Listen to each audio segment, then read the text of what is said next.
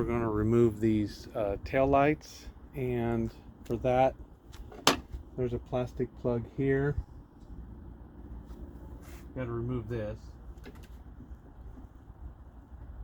There's a plastic plug here, here, and then two T25s right here. And whenever you're working with these plastic plugs,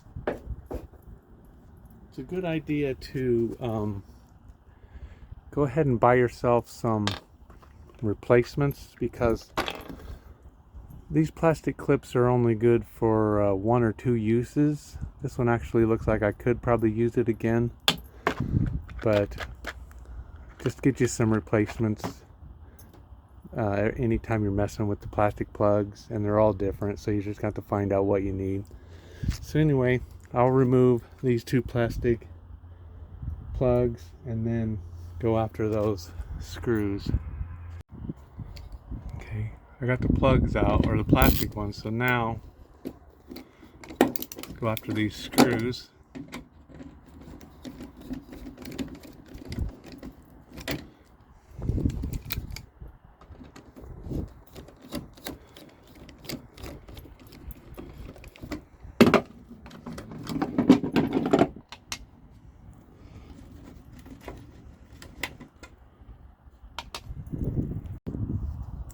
Now we can remove the tail light by pulling it straight back.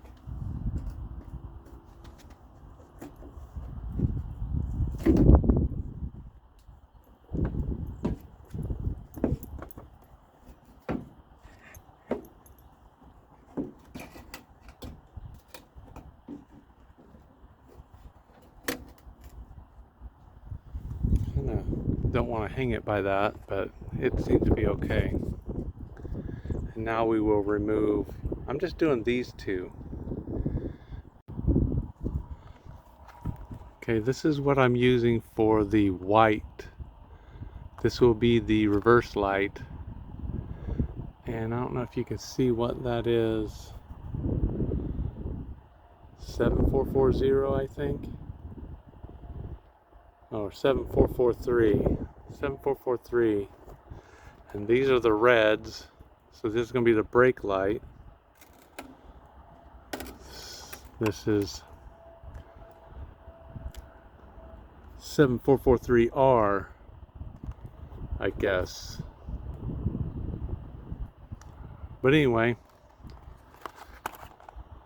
the red one, this one is going to go right here, and the white one is going to go right here.